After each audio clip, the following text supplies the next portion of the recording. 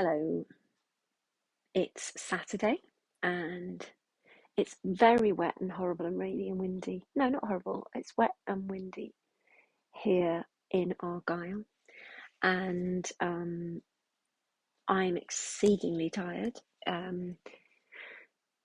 think education everywhere is just full of people sort of not winding down, continuing, trying to get to the end of term. And in Scotland, it's only 3 more weeks to go.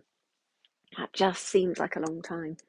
And I think I was chatting to someone yesterday and saying it's that thing of the end of term is meant to be sort of full of fun and trips and sports days and all of those things. But actually, for me, it's so much easier when there's just kind of the normal routines. And that's not being a killjoy, because I think that for me, I've always been able to bring kind of different activities and fun and quizzes and celebration into the end of term. But for me, it's always been easier to do it kind of within a structure of having children come to class and follow the same routines. And I think a lot of children with additional support needs are the same, and that the kind of difference that often happens at the end of terms can be a challenge for many of us. However, that said, I'm trying to be organised and plan what's coming and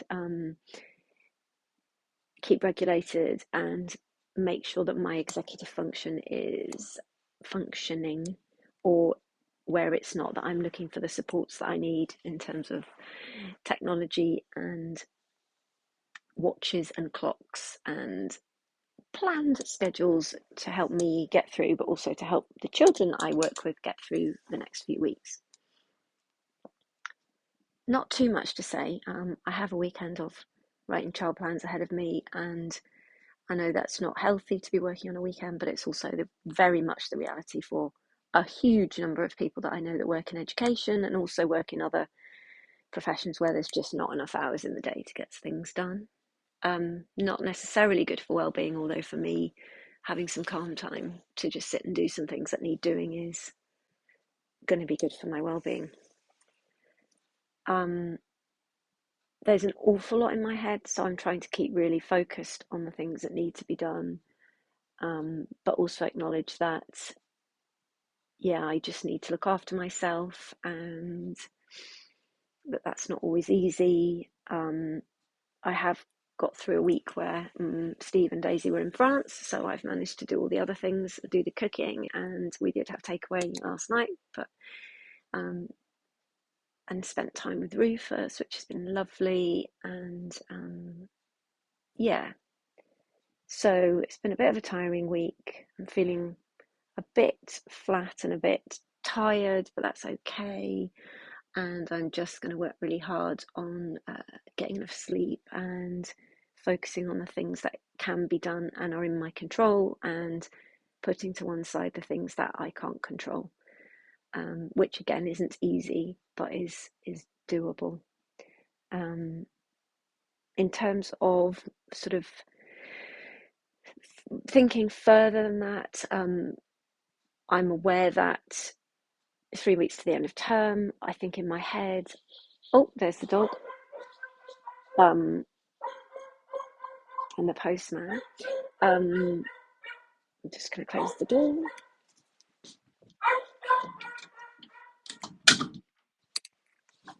It's always so kind of her to tell us when people are driving up the drive. In terms of, I think I had hoped that I would be possibly in some sort of new job or doing something different by the new term, and it doesn't look like that's going to be the case, and that's okay. But I'm kind of going to spend a bit of time thinking about that when I'm able to. But at the moment, I'm not able to, because there is just a lot to be done for work. But yeah, I need to come back to that and to think about that, reflecting on my values and what I have to offer and the gifts that I have and where they might best be put to use. And yeah, but I think there's times when it's possible to do that sort of reflection, and times when it's not. I have found over the last week again that the things that do, I suppose, not necessarily bring me the most joy, because then it's not easy work, but the thing I think I'm best at is working with children with additional support needs, working with families, working with children without additional support needs, communicating, building relationships, doing the nurturing stuff, which, although not everybody sees it as part of education or feels that it's important, is important and is evidence to be important. And I think I need to find something that enables me to work in that way, and to work with others who are also supportive of that approach. And I think you only have to look at the kind of education Twitter to see that for everyone who believes in the power of relational practice and nurture, and schools being more than just places that focus on academic and, you know, academic and qualifications and things like that. For that, there is that group and that focus, but there are equally people who think that the role of a teacher is to teach their subject and that someone else's work is to do the other things. And I think that for me, it's just about sort of realizing that that dichotomy is there, and that there are people with strongly different opinions to mine, but it's okay to have healthy debate around that and to continue to look for evidence and, I suppose, examples of where that's working, and to therefore follow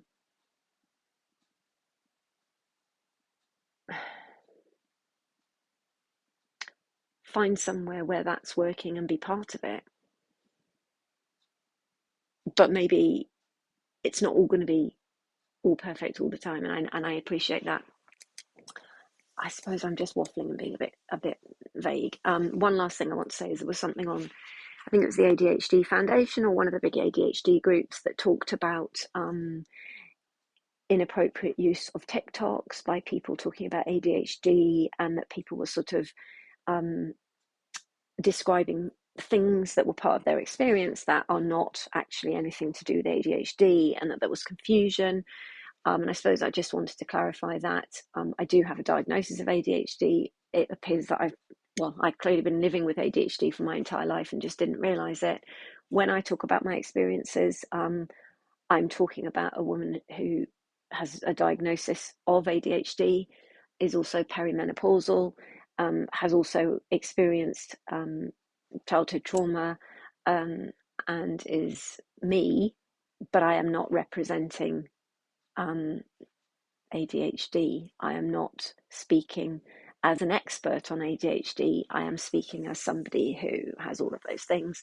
And if it is helpful, that's great, but I don't want to get in trouble for trying to be something I'm not. So I suppose it comes back to the question that my mum keeps saying, is why am I making these videos? The reason I'm making these videos is that it might help. And I come back to the back of my book that I wrote, which is, this is my story.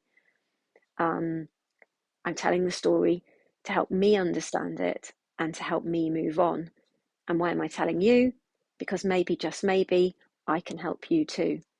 You aren't me, and you will have your own story to tell. But perhaps in reading or hearing my story, you will gain some hope. We can be broken and we can be fixed again. People will hurt us and we can stop hurting. We can survive, but we can do more than survive. We can thrive. And what I wrote was, once you've read my story, I invite you to write your own and get others to write theirs, and don't let people sit on their hurt for 40 years. Now, I believe in processing, reflecting, writing our stories. I do get frustrated with myself that there's things in that book that from 2016 I still seem to be struggling with, but that is the reality of it. These are my struggles, but they're also my successes and positive experiences, and that's what it's about, really. If it's not useful, don't watch, don't listen. If it's helpful, which I think some people find it, I'll keep going. Yeah, that's what this is about, really. And it's about trying to just be honest. But I'm also aware that not everyone likes honesty, and there are people who would rather that we didn't share these things and that we just sort of keep our things to ourselves. And that's fine as well. So, uh, stay well, stay safe. Thank you for those people who continually get in touch and give me words of encouragement around being me and doing the things that I'm good at. And yes, have a great week. Bye for now.